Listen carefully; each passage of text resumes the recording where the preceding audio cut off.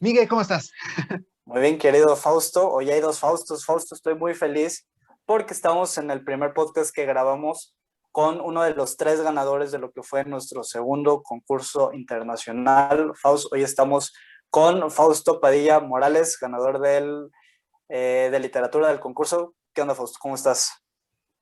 Muy agradecido con este par de creativos que estoy reunido hoy. Realmente, sí, he de decir primero que también he visto sus otros podcasts, sus otros programas. Me ha gustado mucho que, muy aparte, no buscan tal vez dar algo axiomático para un escritor, sino que algo que se pueda adecuar para cada situación y por cada escritor, porque cada persona es un mundo, ¿no? Y realmente los consejos que dan me parecen muy acertados y que se pueden adecuar al molde de cada persona. Asimismo, bueno, agradecidos con ustedes por crear estos espacios culturales que en muchas formas sirven como guías, ¿no? Como un Virgilio para un Dante que lo pueda guiar y que me pueda guiar a mí y a otras personas que también les gusta la literatura a poder disfrutar de este vasto mundo que es en sí el arte humano. Muchísimas gracias a ti, Fausto, de verdad, y a toda la comunidad que nos escribe, porque sí, seguimos publicando sus obras. De verdad nos llena de emoción el hecho de que estés aquí, el hecho de que ya seas, insisto, ya decía Miguel, el primer ganador que se nos presenta ahorita para platicar. Y pues vamos a platicar el día de hoy de tu obra, bueno, en general de tu obra, pero especialmente con tu obra ganadora, que es Confiar en Dios, ¿verdad? Que es un cuento. Eh, pero bueno, vamos arrancando el podcast, vamos a comenzar a hablar un poquito de lo que tú eres, de tu carrera y demás. ¿De dónde sale tu necesidad interna para empezar a escribir? ¿Sí? ¿De dónde sale esa necesidad de decir, quiero irme al camino de las letras?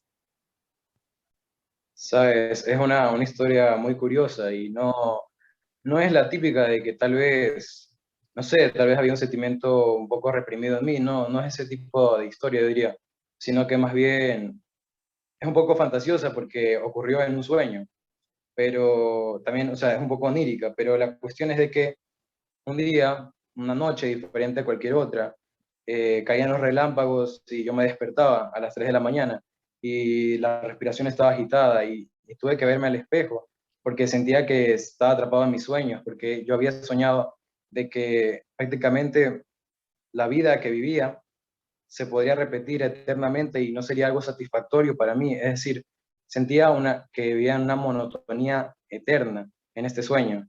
Y me comencé a preguntar, porque antes de ese sueño, a mí en lo personal, yo no sentía ninguna fina a cuestiones literarias, la verdad, si soy muy honesto. La verdad no sabía qué hacer con mi vida y tampoco era algo que me preocupaba mucho. Creo que por ese entonces tenía unos 16 años, 15 años y la algarabía juvenil, pues realmente entonces pensaba de que siempre va a ser de esa manera, eternamente, eternamente. Entonces, hasta que llegó ese sueño. Y en ese sueño recuerdo que alguien me había dicho una frase en particular, que a veces lo que es infinito se vuelve eterno. Y busqué esto en Google, ya como un típico joven, ya de nuestra época. Lo busco en Google para sacarse las dudas y surgió algo curioso, no me apareció nada del horóscopo ni alguna tontería de esas, pero sí me apareció algo que agradezco, que apareció el libro de Friedrich Nietzsche, Así habló Zaratustra. Entonces, al ver ese resultado, yo comencé a leer ese libro, aunque lo recalco una vez más, yo no era un lector de ninguna manera asiduo, de ningún tipo de género. Entonces me costó bastante leerlo porque bueno, todo el trayecto, el devenir que tiene este autor es bastante complejo, que hay que analizar otras obras en anterioridad para tener todo el trasfondo, la cosmovisión a lo que se quiere referir, ¿no?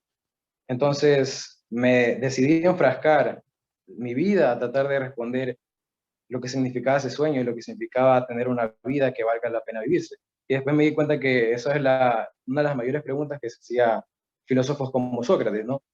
De qué es lo que hace una vida digna de vivirse, si no es ser examinada. Entonces, ese fue lo que me decantó todo mi trayecto de vida, porque antes no existía realmente, y me dio un motivo tal vez para vivir. Está muy interesante, te la llevaste muy profunda, qué bueno. Este, Porque pues todos tenemos nuestra manera de empezar, o sea, habrá unos que vaya, o sea, yo he visto con muchos autores de que no, es que yo a los 3 años ya estaba leyendo y a los 4 ya escribí 7 novelas. Y no, o sea, todas las maneras de empezar se valen. Y esta siguiente parte de la pregunta es, ya esa fue la parte interna, o sea, de cómo y qué adentro quisiste empezar. Pero ya materialmente, o sea, ¿cómo fue el primer día que dijiste de que, ok, ya voy a ponerme a escribir? O sea, fue luego, o sea, o a partir de que estuviste leyendo mucho, ¿cómo fue ahí? Claro, es verdad, hasta Aristóteles decía que hay una diferencia entre la teoría y la praxis, ¿no? Entonces, claro, evidentemente, como digo, no fue fácil leer a alguien como a Nietzsche, a alguien tan complejo, ni mucho menos me aventuré. Me había puesto a investigar a qué autores necesitaba leer para comprender a Nietzsche, y sabía que tenía que leer a un montón de autores que antes desconocía en la totalidad. Entonces, fui leyendo, y del leer, claro que hubo una cierta repercusión en cómo veía las cosas en mi diario vivir, hasta que un día trataba de encapsular lo que sabía, lo que podía leer de los libros, trataba de hacer resúmenes para comprender cada una de las ideas en su totalidad, no quedarme con una idea ambigua en mi cabeza, sino que tratar de definirla y contrastarla. Y de eso fue que surgió la escritura ya en un ámbito material. Y he de decir que envuelto en todo ese mundo literario también, claro que todo esto es filosófico, ¿no? Es un poco que se aleja de la ficción, como lo viene siendo el cuento, sino que se enfrasca en un ámbito tal vez más metafísico, ontológico. Pero mi parte ya más ficcional, más de cuentos, surge cuando de todo esto que había leído y de todos los resúmenes que estaba haciendo, comencé a aplicarlo para algo que también sentía que me gustaba desde pequeño, hacer historias, pero no eran la gran cosa. Y decidí unir estas dos partes que habían sucedido en mi ser para empezar a escribir una vez que empecé a leer a Edgar Allan Poe, que también fue una de mis inspiraciones para escribir cuentos, y porque sus relatos de policía, por ejemplo, de policíacos, son una total maravilla, los misterios que crean, y todo eso me hizo escribir ya materialmente cuentos y también enviarlo, porque enviarlos a concursos como el suyo, que comencé a ver en internet. Ajá. Entonces me di cuenta que a la gente le gustaba este tipo de cosas. Y no solo eso, sino que podías hablarlo con otras personas y se quedaban maravillados de lo que estabas hablando. Y ese sentir de maravilla, ese sentir de asombro, que es inclusive bastante autóctono de la filosofía, me cautivó de sobremanera y tuve que escribir. Aquí me voy a meter Faust, porque no estaba en el guión, pero, o sea, ya escuchándote hablar, me doy cuenta, y tú me vas a decir si sí o si no, que estás muy metido en la filosofía, ¿verdad? O sea, se nota que te gusta mucho. Este, Efectivamente. ¿cómo llevas la parte, o hay relación entre lo que tú consumes y luego ya tú produces, por así decirlo, de filosofía y lo que has estado haciendo como escritor? Porque ahorita más adelante vamos a seguir hablando de la obra que mandaste al concurso, que es Confiar en Dios, y sí tiene su parte filosófica, todas las historias de alguna manera, pero hasta la forma de narrarlo se nota eso. ¿Y cómo te llevas esas dos áreas? Sí, la verdad, yo estoy estudiando también comunicación audiovisual y es un poco puede llegar a contrastar, ¿no? Comunicación audiovisual con algo como filosofía, pero claro, son materias que se pueden llevar bastante relacionadas de una manera, aunque también muy diferentes en otras. Pero la verdad es que con todo esto, como dije, me encanta el asombro, que es sin lugar a dudas la piedra angular de la filosofía, y me gustaría causar asombro con obras audiovisuales también, que sé que la piedra de todo buena obra audiovisual es un buen relato, una buena historia detrás de fondo, una buena narrativa, algo que pueda cautivar a los lectores y también a los que ven las obras. Es por eso que es verdad, la relación que hay entre estos dos puntos de mi propio ser, de mi propia ontología, es que me gustaría, mediante el relato, poder presentar las ideas de autores también. Eso es un deseo muy mío, de autores filosóficos, porque claro que Hay mucha gente, inclusive en mi colegio, cuando yo hablaba de estos tópicos de filosofía, surgía el típico que le daba totalmente igual lo que estaba hablando, ¿no? Porque era algo aburrido, algo que no tiene nada que ver con mi vida cotidiana, que no tiene nada que ver con la fiesta, no tiene nada que ver con algo material de su propio ser.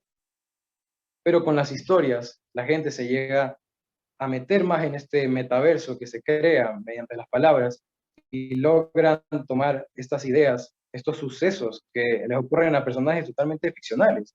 Como diría María Cifuentes en su libro de las preguntas de la ética, todo esto sirve, toda esta ficción sirve para reflexionar en nuestro mundo contemporáneo de lo que nos acontece, reflexionar de una forma profunda y poder actuar tal vez de maneras más propedéuticas y apropiadas a lo que nos conviene a futuro. Me meto, Faust, y ahorita tú te avientas la siguiente pregunta. Nada más es un comentario. Porque ustedes saben que nos gusta dejar los buenos consejillos, tips, ideas que tengamos. Ahorita nos comentaba Faust que, bueno, Fausto, me voy a referir Faust el Cisne y Fausto Padilla. Que tú estudias comunicación, pero estás también muy metido en el área de comunicación. Eso no lo vean como algo malo. ¿Por qué? Porque, pues ahorita, utilizando tu ejemplo, pues el mundo está en redes sociales. Tú teniendo el conocimiento de comunicación y de audiovisual, sumándolo a filosofía, puede salir un proyecto padrísimo, porque tienes los conocimientos de expresarte y de crear buen contenido.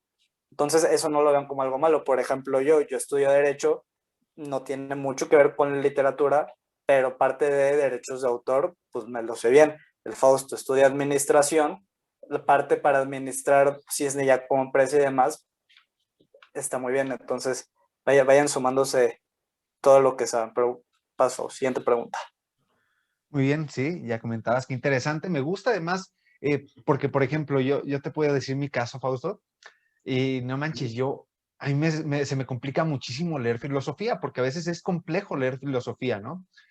Y estamos acostumbrados a otro tipo de contenido. Entonces, qué valioso que tú digas, ok, este tema que es complejísimo te lo puedo llevar a una novela, ¿no? Te lo puedo llevar a un cuento. Por ejemplo, Hermann Hesse es alguien que también lo hace con un éxito rotundo, ¿no? Eso se me hace muy interesante y se me hace, te digo, algo muy valioso. Pero ya en el terreno de las preguntas, pues tú ya nos has dado un contexto de, ok, ¿cómo surge toda esta parte de crear, ¿no? ¿De dónde viene esta necesidad? ¿De dónde viene este contexto de crear? Ahora me interesa irme como a algo más todavía puntual, que es cómo nace una obra. Es decir, ¿cómo le das nacimiento tú a una de tus obras? Ya sea cuento, poesía, digo, cuento, poesía, cuento, no sé si novela has intentado alguna vez. ¿Tú cómo formas una obra en realidad? Sí, la verdad es que respondiendo a esa pregunta, el surgimiento de una obra es algo bastante curioso, ¿no? Aparte de tomar inspiraciones tal vez teóricas de lo que se lee o inspiraciones del ámbito empírico, ¿no? De lo que se vive día a día. Por ejemplo, este relato es bastante, surge de la cuarentena, ¿no? De a raíz de la problemática y la coyuntura mundial que nos envuelve a todos. Entonces, si bien cuando hay otro género que me encanta mucho escribir, que es el ensayo filosófico, entonces, este tipo de ensayos, o estos tipos, o los relatos también, creo que hay una mezcla total de lo que se viene haciendo la parte empírica y la parte teórica de lo que se toma día a día, o sea, la teórica de lo que estamos leyendo, de lo que ya realmente yo no he vivido, pero que sé que otros autores lo están experimentando y que lo han estudiado durante años, contrastándolo con mi experiencia, que aunque soy muy joven, todavía existe una experiencia detrás de cada persona, independientemente de la edad que tenga, y una cosmovisión, un contrastar lo que se da en su vida en un balance general para darse cuenta de qué sería más pertinente para su propia persona. Entonces yo creo que hay una mezcla muy profunda, aunque también me gusta un poco la perspectiva que le da un filósofo contemporáneo como es Slavoj Žižek, que dice que al final muchos de los que hacen filosofía o muchos de los que escriben realmente toman sus propias ideas y las llevan a un ámbito literario, un ámbito metafísico, ontológico, solamente para justificar su propia cosmovisión, justificar sus ideologías, sus ideas tal vez inclusive que sean irracionales, justificarlas mediante ideas que suenen racionales, con un trasfondo explicativo. Entonces, tal vez hay una mezcla muy profunda entre esos dos marcos teóricos y también la parte pragmática de esto. Entonces, sí, escribir, más que nada, creo que el accionar fundamental para escribir tiene que ser un elemento empírico, una experiencia, pero eso sin lugar a dudas necesita un trasfondo teórico para sustentarse de una manera más firme, según mi opinión.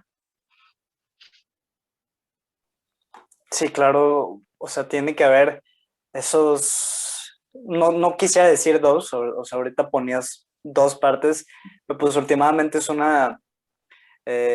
todo un conjunto de situaciones que están sucediendo a nuestro alrededor y más específicamente aquí arriba, para que empiecen a surgir. Ahorita me acordé de lo que dice Mario Vargas Llosa, que máximo respeto, ¿no?, a Mario Vargas Llosa, que él dice que escribir y crear en general es un acto de rebeldía, es decir, que sabes que el mundo que está allá afuera no me satisface o siento que hay algo que yo podría cambiar, y pues es en tu creación donde lo creas, donde lo cambias, donde puedes explorar otras formas, otras cosas que no hay en nuestra realidad. Entonces, pues, todas son muy válidas y pues últimamente creo que todo este rollo artístico, cultural, literario es pues infinito, ¿no?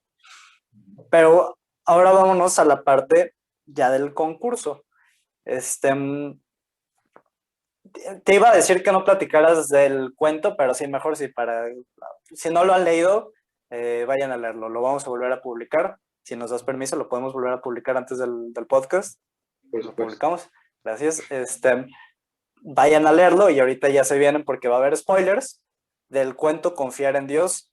Platícanos cómo es que nace este cuento. Ya nos lo decías, es alrededor de pues esta pandemia que hoy es su cumpleaños, hoy cumple un año de esta pandemia, que qué horror, pero ¿cómo fue confiar en Dios?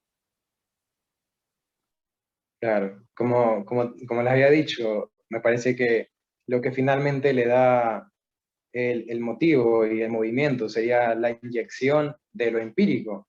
Finalmente lo que lo haría mover a mi mano para que escribiese algo que surja de mi mente y una necesidad. Es verdad lo que se dice, de que prácticamente el creador, el artista es básicamente, como decía el dramaturgo Alfonso Jiménez, un dios que no está satisfecho efectivamente con la realidad que se le presenta. Y es sin duda muy acertada el pensamiento que acabas de traer a colación. Entonces, ¿qué sería lo empírico que podría llevarme a escribir una obra que se pregunte dónde está un ser divino que le ayude, dónde está Dios, en dónde está para ayudarnos? Pues bien, hace un año realmente regresaba de un viaje que había hecho, entonces prácticamente no había visto a mi familia hace varios meses. Al llegar, me tocó con la sorpresa del coronavirus. Logré llegar a mi país justamente antes de que se cerrasen las fronteras.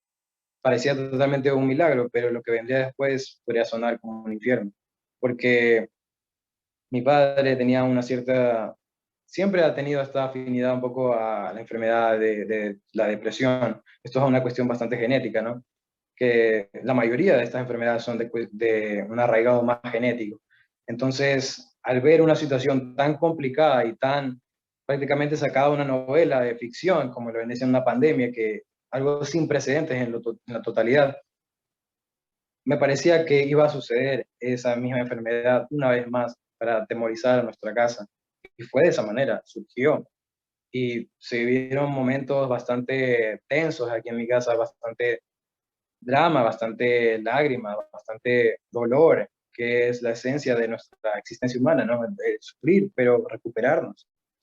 Y realmente es un proceso de recuperación el escribir, confiar en Dios y otros relatos que también he escrito durante la pandemia, porque comencé a leer también para tratar de alejar mi mente de lo que sucedía, porque uno no podía estar simplemente enfrascado en lo que uno puede desdeñar, como lo viene siendo una problemática tan agotadora y tan, una tertulia completa, más que nada. Pero mediante el arte pude tomarlo como si fuese aspirina, como si fuese penicilina para poder seguir adelante con la vida y seguir ayudando a mi padre que se recuperase. Entonces, el papel del arte tuvo una gran preponderancia, ¿no? Fue muy imperativo.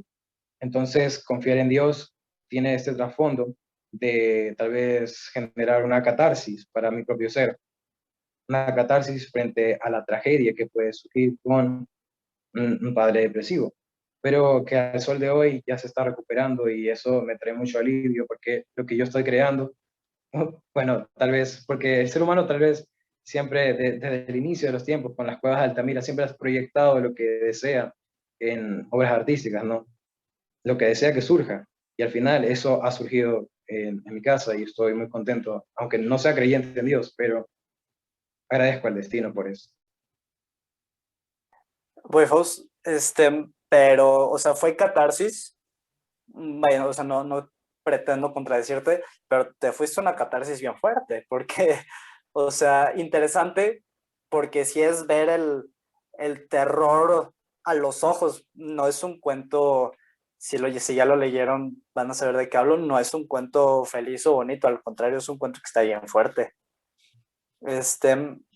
Aquí cuéntanos, aparte de, o sea, cuéntanos también de los otros cuentos que nos dices que has estado haciendo alrededor de la pandemia y demás.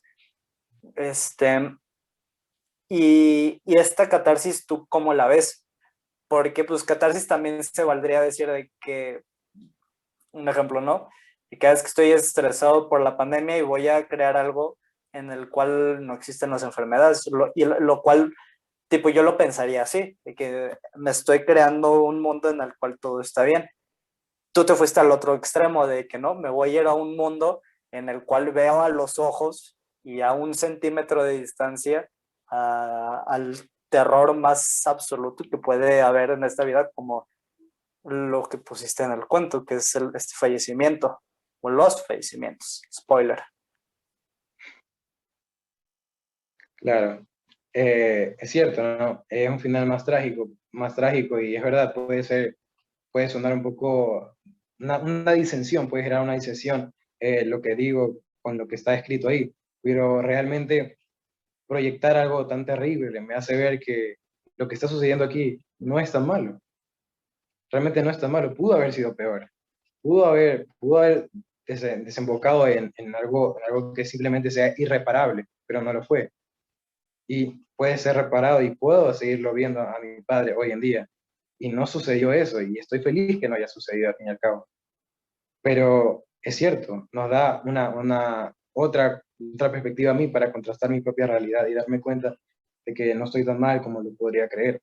Y eso me da mucha satisfacción, me hace sentir puro y libre en mi propio ser y continuar con mi vida.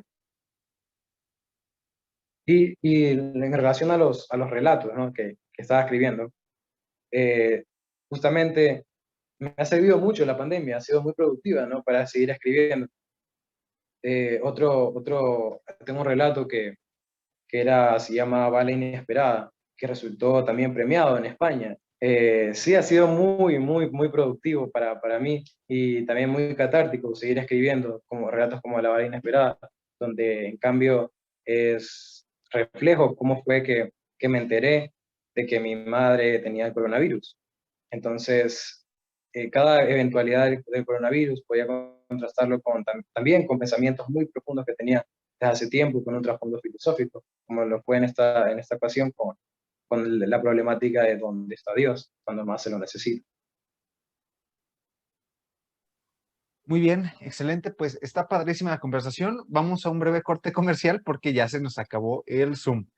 Bueno, vamos regresando y ya hablamos un poquito sobre la obra como tal del concurso, ya hablamos de tus comienzos para escribir y para leer y demás.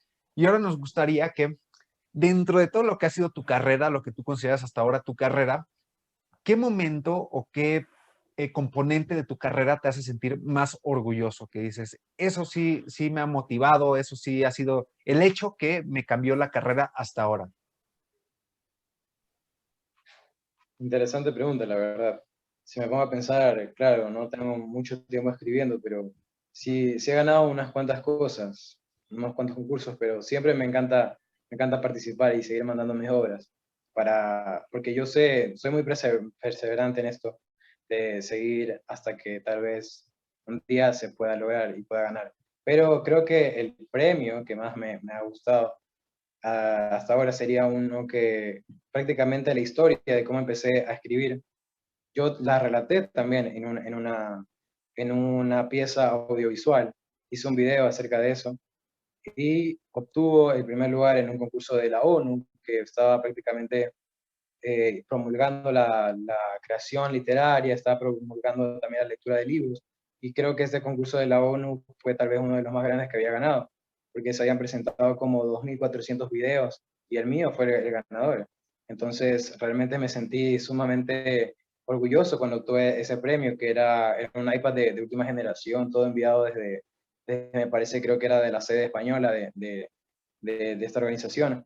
Entonces, cuando me llegó eso, e inclusive me lo habían presentado en mi colegio, porque fue, me parece, el año pasado, entonces realmente me sentí muy orgulloso de tenerlo ahí, presentarlo, y que prácticamente inclusive tengan el banner de la ONU estaba ahí en mi colegio, lo pusieron y todo, de la misma organización que lo habían mandado, vinieron con la camioneta y todo, y me entregaron ese premio con fotos, y sin dudas me sentí muy orgulloso, sentía que lo que estaba haciendo tenía un valor que la gente le estaba dando, y que realmente el arte que estaba creando podía transmitir algo que tal vez otras personas no puedan, o que asimismo tengo algo que contar, y yo sé que tengo algo que contar, y lo voy a contar, y al fin y al cabo, tener una recompensa por contar eso que quiere salir y quiere explotar de las profundidades de mi persona, resulta ser totalmente un paliativo para mi propio ser en tiempos tal vez de desesperación como lo fue el inicio de la pandemia. Pensaba en todo lo bueno que había sucedido antes de ella. Entonces me pudo ayudar a prevalecer en tiempos de desesperación y crisis. Fausto, y ahora me voy a ir rápidamente, Miguel.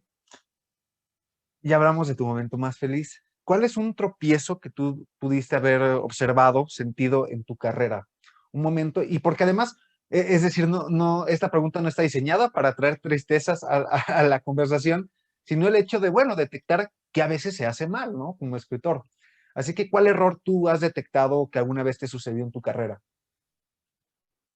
Los bloqueos creativos. De verdad que los bloqueos creativos, aunque suene contradictorio, los bloqueos creativos son, o tal vez también me gusta decir que tal vez tengo miedo a escribir algo que no sea tan bueno como me gustaría que fuese, quedarme, decepcionarme a mí mismo con lo que estoy escribiendo. Porque muchas veces me siento a escribir y siento que tengo la idea ahí en rojo vivo y que puedo transmitirla mediante las palabras. Siento que lo puedo hacer, pero al momento de transmitirlo, tal vez siento que me voy por otras ramas y que al fin y al cabo termino creando algo que simple y llanamente no es lo que yo quería crear. No es simplemente veo una creación imperfecta y la borro y la vuelvo a escribir y me quedo así, viendo frente a la pantalla por varios ratos, me ha pasado por meses, por bastantes meses. Inclusive un tiempo me dejé de leer unos cuantos libros y eso también me afectó. Me afectó dejar de leer porque tuve muchas ocupaciones con cuestiones de ingreso a la universidad y todo eso y me comió mucho tiempo. No tenía por dónde agarrar un libro y ponerme a leer y eso que yo tenía muy arraigado el hábito de leer tal vez uno o dos libros por semana, porque realmente sí se podía, porque muchas veces yo no prestaba atención a las clases y me ponía en vez de eso a leer un libro que me apetecía más que escuchar a la clase.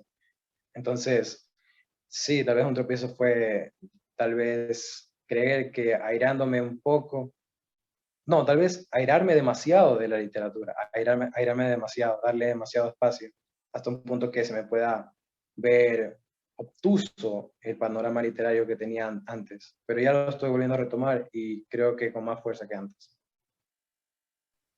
A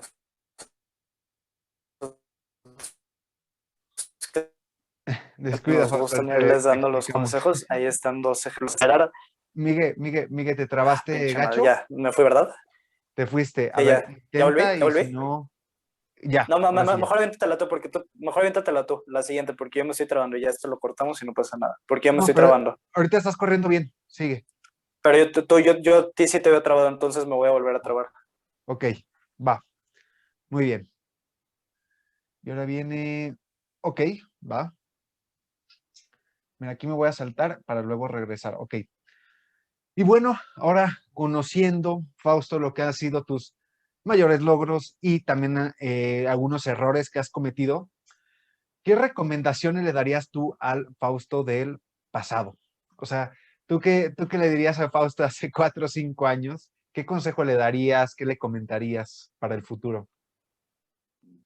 ¿Qué consejo le daría? Es algo que siempre he pensado, porque muchos amigos cuando comencé a leer, cuando me comencé a enfrascar en una aventura, en esta odisea literaria, prácticamente dejé muchos hábitos que tenía antes de lado. Entonces muchos amigos me sacaban en cara de que tal vez he cambiado, algo ha cambiado en mí, y ellos no sabían qué era, pero afirmaban que era algo muy bueno, que prácticamente podía, ahora era mucho más interesante, tenía un léxico bastante más amplio tras comenzar a leer, y también tenía esta facilidad de la palabra que prácticamente antes era muy nula, un cero a la izquierda, porque recuerdo que salía a hablar en las clases para dar una simple y mísera exposición y me quedaba en un shock de nerviosismo completamente. Pero gracias a la literatura inclusive recuerdo antes de la pandemia que teníamos en el colegio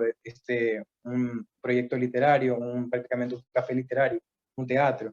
Entonces, ahí yo me presenté ante cientos de personas, que me parece que unas 500 personas que habían asistido, y no tuve miedo. Y realmente me gustaría mostrarle eso al Fausto del pasado y decirle que sí puedes hacerlo. Esto que estás creando y también las historias que estás creando, puedes mejorarlas. Puedes hacer que la gente sienta algo más trascendente, una superación personal con su propio ser, ¿no? Con su propia concepción limitada que tal vez ese Fausto tenía y que aún yo, del presente, sigo teniendo. Y que espero pronto superar y espero pronto conocer más a fondo las cosas que tengo que mejorar para poder llegar a lo que quiero en un futuro, que es ser un escritor. Como dicen por ahí, ¿no? Tarde en llegar, pero al final hay recompensa. Todo se puede, bonito, todo se puede. Aquí, Fausto, Fausto, tú no. La otra pregunta es, ¿cuál o cuáles piezas artísticas crees que todo el mundo debería conocer? Sea libro, pintura, canción, película, lo que quieras y las que se te ocurran. Si tú pudieras hacer que todos en el mundo consumieran algo, ¿qué sería? Mm. Es una pregunta muy variable, ¿no? No es algo que se quede ocultario de una sola manera, porque evidentemente lo que a mí me parezca una forma más trascendente o alta de arte puede sonar como algo insignificativo, poco significativo para otras personas, porque una vez más me quedo con un poco la forma de verlo que tenía filósofos como Hegel, que al fin y al cabo cada persona es la constante de una suma de eventos históricos de ideologías que se van sumando, y que el arte al fin y al cabo es lo que les da la forma de transmitir todas estas historias únicas en el mundo que resultan ser, porque de toda esta complejidad que tenemos en nuestra actualidad, hay también una especificidad en esta complejidad y un orden, pero que yo evidentemente no soy Dios, si es que existe alguno, y no lo puedo ver completamente, pero tal vez así habló Zaratustra, me abrió a mí la mente a otros mundos que no conocía, a un mundo filosófico, un mundo literario, algo que pueda cuestionar al ser humano y a mi propia vida. De hecho, con esto creo que, aunque el autor pueda sonar a veces para muchos como un loco, alguien que simplemente no estaba en sus cabales, me parece que eso sería una afirmación un poco muy sesgada de lo que realmente puede ser un pensamiento en su totalidad, porque no solo solamente se trata de quién era el autor, sino de lo que debe ser esa obra y esas palabras para la persona que lo está consumiendo. Así habló Zaratustra y también todos los autores griegos, como Sócrates, bueno, no Sócrates porque no escribió nada, pero Platón. Platón es un necesario, alguien necesario para una persona que que quiera comprender el mundo contemporáneo, las raíces, ¿no? Las raíces de la política, las raíces que hay en todo. Aristóteles, realmente cuando yo me pongo a leer la metafísica de Aristóteles me quedo maravillado. Simplemente es un asombro constante y una perplejidad ante lo compleja que puede ser nuestra realidad y que un chico como yo no pudo haber visto en anterioridad de ninguna otra forma si no hubiera sido por el contraste de tener a un autor tan sabio que pueda darles esas palabras. Me parece que la filosofía, aunque sea muy compleja, tenemos que comprenderla y tenemos que tenerla muy en cuenta, aún en nuestros tiempos donde la fugacidad de la tecnología y prácticamente la posmodernidad nos ha alejado de la paciencia que podríamos tener para estos tipos de textos. Muy bien, pues excelente, ya tiene que tomar los que nos escuchen y las que nos escuchen nota de, pues, que deben leer, ¿no? Por lo menos para, que por lo menos a Fausto le sirvió muchísimo para comprender nuevas perspectivas y yo creo que eso es muy importante.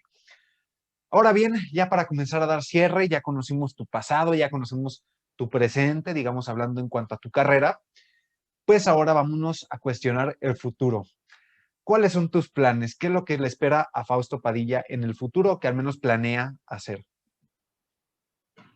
Sí, eso es una pregunta un poco incierta, ¿no? Como lo es el futuro en su propia mismidad, ¿no? En su propia complejidad intrínseca. El futuro es totalmente impredecible en algunas formas y también predecible en otras. Entonces, en cuanto a mi realidad material recurrente y también cercana, puedo decir de que ahorita, por ejemplo, estoy escribiendo un guión y también estoy haciendo un cómic para que supuestamente se va a presentar en un teatro de España. Se supone porque aún no saben si lo van a abrir por la cuestión de la pandemia.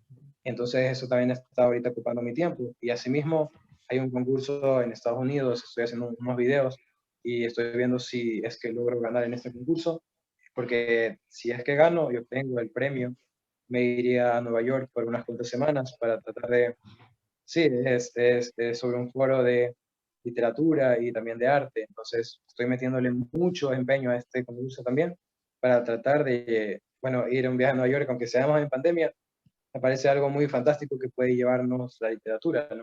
Aunque ya en el futuro más lejano y más onírico, me gustaría, como yo ya no voy a estar aquí más en Ecuador, sino que me voy a vivir a España, porque allá está mi universidad. Entonces, mi plan sería también participar en muchos festivales de cine que se den allá para tratar de subir los escalafones y tratar de imponerme y tal vez trabajar en alguna multinacional bueno, prácticamente casi todas están produciendo obras audiovisuales. Amazon, todo, Apple, todos, también Netflix sigue. Entonces, trabajar en alguna de estas de audiovisuales sería tal vez mi meta a futuro, mi meta más grande, que mi aspiración más grande, sin lugar a dudas. Bien, Fausto, pues seguramente te va a ir muy bien en estos concursos que nos estás platicando, porque pues ya vimos eh, tu semblanza y ya traes varios concursos atrás, también este de Cisne, entonces seguramente te va a ir muy, muy bien. Ahí nos vas contando cómo te va. Sabes que con lo que te podamos apoyar en Cisne lo hacemos, porque eres un chavo bien talentoso y que está haciendo las cosas bien, y eso lo aplaudimos, lo agradecemos. Y pues nada, Fausto, te agradecemos demasiado que tu participación en el concurso, tu tiempo para platicar aquí con nosotros. Y pues nada, Fausto, sus despedidas, chavos. Yo rápidamente agradecer también a la gente que nos escucha, a todas las personas que nos escuchen y que siguen colaborando con la revista digital Cisne. Y ahora sí, una vez más también agradecerte a ti, Fausto, por estar aquí, por tu tiempo, por tu esfuerzo y por tu dedicación. Y pues bueno, te dejo el micrófono para que tú te despidas, Fausto, y mandes un saludo a la gente que quiera saludar y demás. Bueno, una vez más agradecerle a ustedes, par de artistas, debo decirlo, artistas. Ustedes realmente se les agradece por tener esta clase de iniciativas culturales para ayudar a otras personas que son sus iguales, ¿no? Iguales creativos, que quieren también tal vez dedicarse a esto, o tal vez no, y simplemente quieren alguna recompensa por esto que hacen. Sentir esa recompensa no está mal, me parece que no está mal en lo absoluto. El ser humano debe aspirar a grandes cosas. Ya la filosofía aristotélica se basa también en eso, en buscar lo grande, porque al fin y al cabo, ¿qué es una vida que no se aspira por algo grande? Esta única oportunidad que tenemos merece la pena pelear por algo grande. Y me parece que se los debo agradecer mucho a ustedes dos y realmente espero estar en contacto y seguir viendo los grandes proyectos que ustedes traen, porque yo también tengo como un proyecto literario de revista, entonces me siento muy identificado también con ustedes, porque lo manejo como un amigo y las coincidencias son un poco grandes. Hay un Fausto también ahí. Muy bien. Entonces, Mientras tu amigo no se llame Miguel, todo está dentro de lo normal, si no, ya la coincidencia es demasiada. Aparte tú y yo ni somos amigos, güey. No, ni te tapo, güey, no sé quién eres. Sí, Miguel y yo apenas nos conocimos, pero bueno, pues muchísimas Es gracias, cierto. Fausto, de verdad, estamos seguros que todo lo que planeas en futuro se va a poder hacer, o al menos hará el esfuerzo por que se haga. Entonces, bueno, se agradece, también estamos al pendiente, muchísimas gracias por estar aquí, y pues a toda la bandita que nos escuchó, una vez más, muchas gracias, y nos seguimos viendo, y estamos aquí en Cisne para recibir sus obras y seguir difundiendo el arte. Cuídense mucho, adiós. Listo.